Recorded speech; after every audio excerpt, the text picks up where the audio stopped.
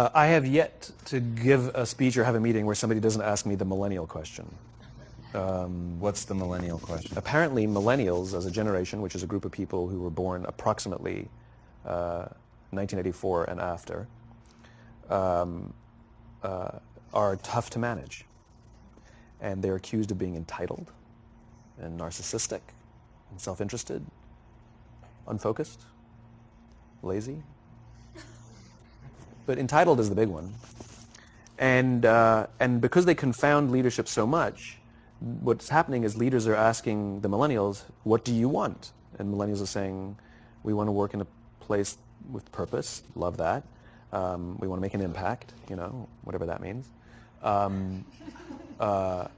We want free food and beanbags. And so somebody articulates some sort of purpose, there's lots of free food and there's beanbags, and yet for some reason they're still not happy. And that's because they're missing, there's a missing piece. What I've learned is that I can break it down into four pieces, right? There are four things, four characteristics. One is parenting, the other one is technology, the third is impatience, and the fourth is environment. The generation that we call the millennials, too many of them grew up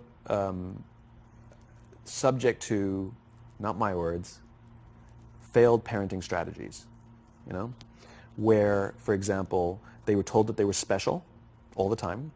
They were told that they could have anything they want in life, just because they want it. Right? They were told, some of them got into honors classes, not because they deserved it, but because their parents complained. And some of them got A's, not because they earned them, but because the teachers didn't want to deal with the parents. Some kids got participation medals. You got a medal for coming in last, right? Which the science we know is pretty clear, which is it devalues the medal and the reward for those who actually work hard, and it actually makes the person who comes in last feel embarrassed because they know they didn't deserve it, so it actually makes them feel worse, right? So you take this group of people, and they graduate school, and they get a job, and they're thrust into the real world, and in an instant, they find out they're not special, their moms can't get them a promotion, that you get nothing for coming in last, and by the way, you can't just have it because you want it, right? And in an instant, their entire self-image is shattered. And so you have an entire generation that's growing up with lower self-esteem than previous generations. The other problem, to compound it, is we're growing up in a Facebook, Instagram world. In other words, we're good at putting filters on things. We're good at showing people that life is amazing even though I'm depressed, right? And so everybody sounds tough, and everybody sounds like they got it all figured out. And the reality is there's very little toughness, and most people don't have it figured out. And so when the more senior people say, well, what should we do? They sound like, this is what you got to do. And they have no clue. Right? So you have an entire generation growing up with lower self-esteem than previous generations, right? Through no fault of their own. Through no fault of their own, right? They were dealt a bad hand, right? Now let's add in technology. We know that engagement with social media and our cell phones releases a chemical called dopamine. That's why when you get a text, it feels good. Right? So, we've all had it where you're feeling a little bit down or feeling a bit lonely, and so you send out 10 texts to 10 friends, hi, hi, hi, hi, hi, because it feels good when you get a response, right? Right?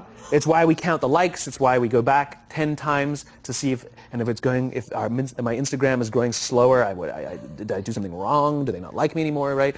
The trauma for young kids to be unfriended, right? Because we know when you get a hit of dopamine, which feels good. It's why we like it. It's why we keep going back to it. Dopamine is the exact same chemical that makes us feel good when we smoke, when we drink, and when we gamble. In other words, it's highly, highly addictive, right? We have age restrictions on smoking, gambling, and alcohol, and we have no age restrictions on social media and cell phones, which is the equivalent of opening up the liquor cabinet and saying to our teenagers, hey, by the way, this adolescence thing, if it gets you down.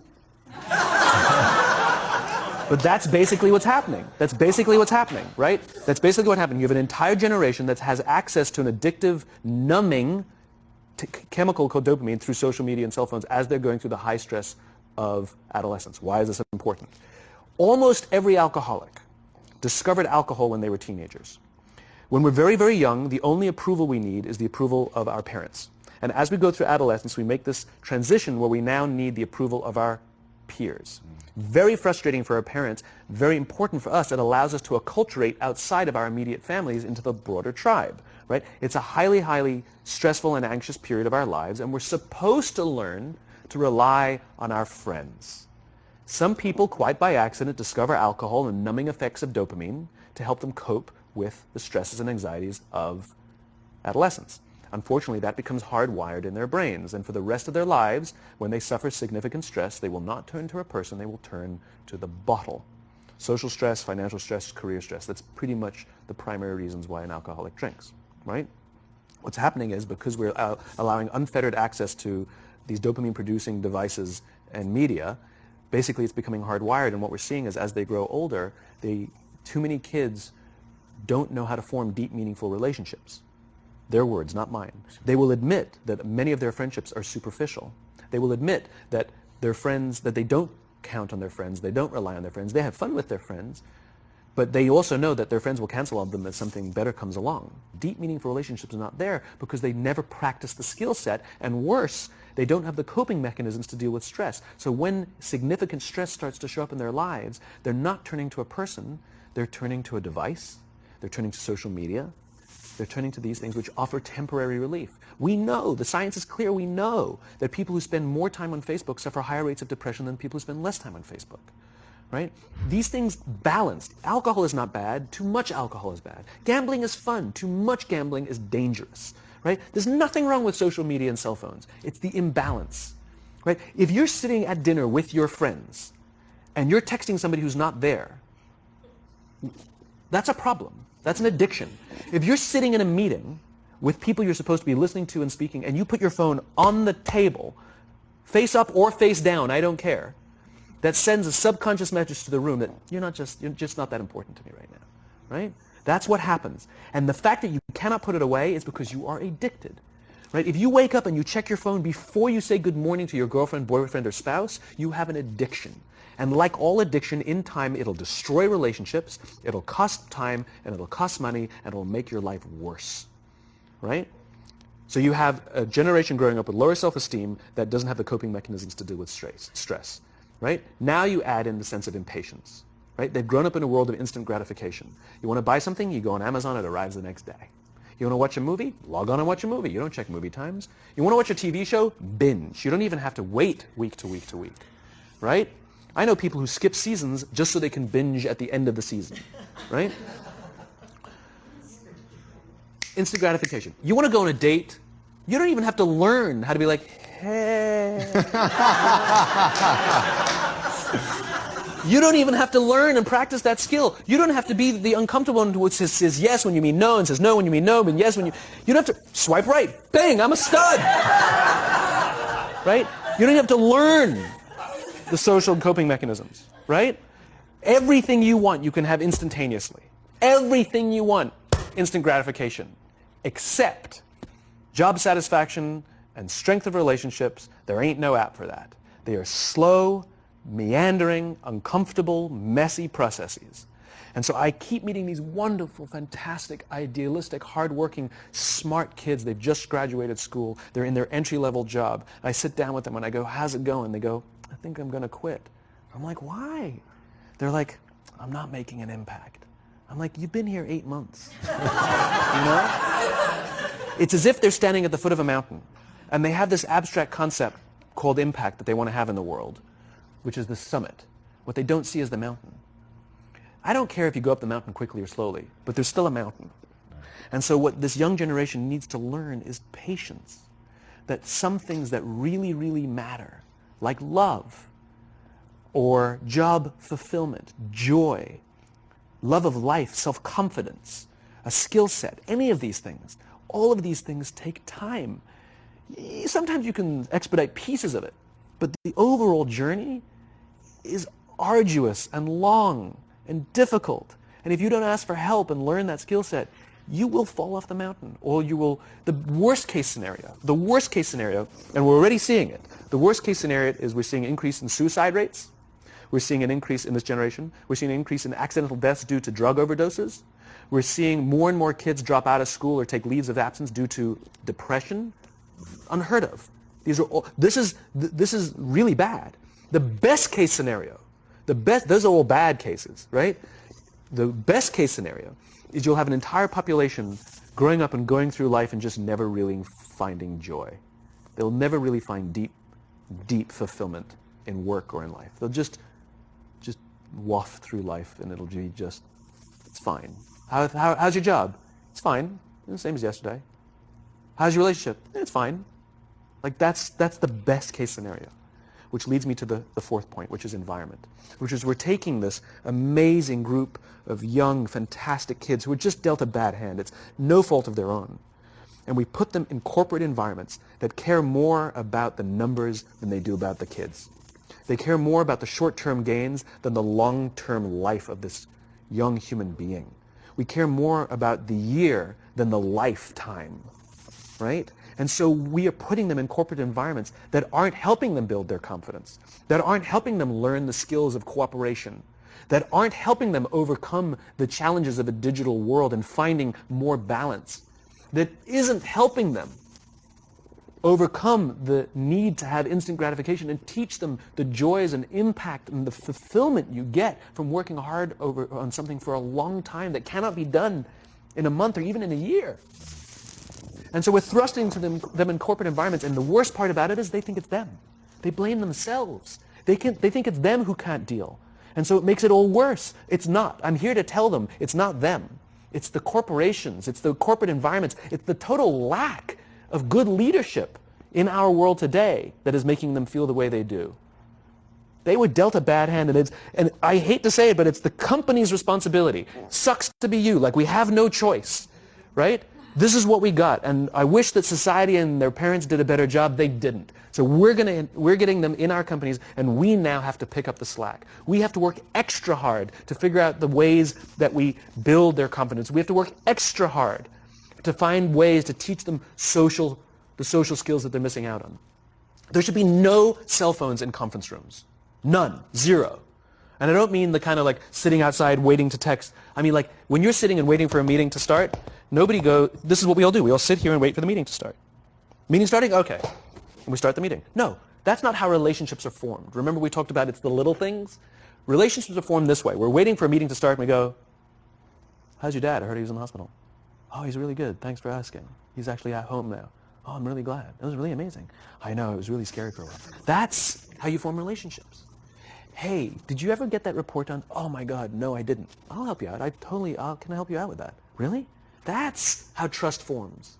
Trust doesn't form at an event in a day. Even bad times don't form trust immediately. It's the slow, steady consistency.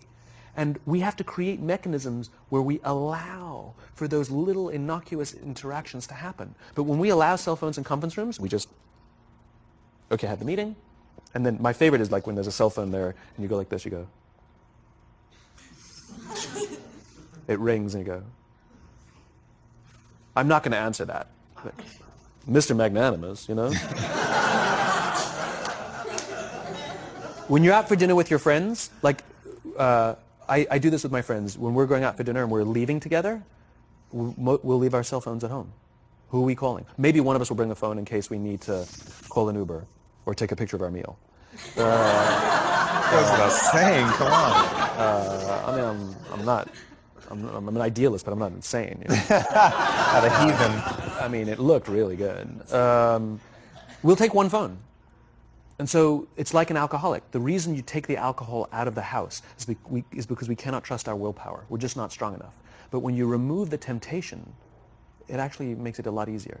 And so when you just say, don't check your phone, people literally will go like this. And somebody will go to the bathroom, and what's the first thing we do? Because I wouldn't want to look around the restaurant for a minute and a half, you know? But if you don't have the phone, you just kind of enjoy the world. And that's where ideas happen. The constant engagement is not where you have innovation and ideas. Ideas happen when our minds wander and we go, and you see something, I bet they could do that. That's called innovation, right? But we're taking away all those little moments, right? You should not, and none of us should charge our phones by our beds. We should be charging our phones in the living rooms, right? Remove the temptation. You wake up in the middle of the night because you can't sleep, you won't check your phone, which makes it worse. But if it's in the living room, it's relaxed, it's fine. But it's my alarm clock. buy an alarm clock. They cost $8, right? I'll buy you an alarm clock, right? But the point is we now, in industry, whether we like it or not, we don't get a choice. We now have a responsibility to make up the shortfall and to help this amazing, idealistic, fantastic generation build their confidence, learn patience, learn the social skills, find a better balance between life and technology. Because, quite frankly, it's the right thing to do. Simon, thank you so much pleasure. for coming on. My pleasure. Thanks for having me. Thank you for coming. That was incredible. Absolutely amazing. Where can they find you? It's ironic, isn't it? Well, you can find me on social media. When you're not in a meeting. So yeah, I'm in all the usual places. But I will tell you one thing. So I have a new book coming out in September. It's a thinly veiled plug, but You've made them very happy. But what's special about it is I wanted to produce something that no digital format could reproduce. Interesting. And so it's an illustrated quote book. It's beautifully illustrated. I was very sort of pushy about this, that I didn't want the illustrations done on a computer. They were done by hand. There's a song, Aloe Black, the singer, the Grammy-nominated singer. The book is called Together is Better, and he gave me a song that goes with it. And the music is at the back of the book, and it's actually, the lyrics are in his handwriting. It's actually his handwriting. And here's the best part. The book is scented. We scented it with a custom scent made by this amazing company called 1229, and they designed for me the scent of optimism. All right. So you smell the pages, and they smell like optimism, right? And the thing that I love about this is I can't do that in any ebook format. I wanted to create something that you had to physically engage with, and it's designed to be given as a gift. The first page says to, from, because I wanted it to be given as a gift to someone you want to say thank you for inspiring you, or to give to someone you wanted to inspire. It was designed to promote this physical interaction and engaging with the real world. So I'm really proud of it. It's incredible, man. Super unique. Yeah, it's fun. I hope it does smashingly well, as your other books have, and have given so much to people, and it's just really, really been incredible. And what you shared with us today, man, honestly. Thank you. Absolutely wonderful. Appreciate it. Thank you very much. So much. Truly, thank you for having me.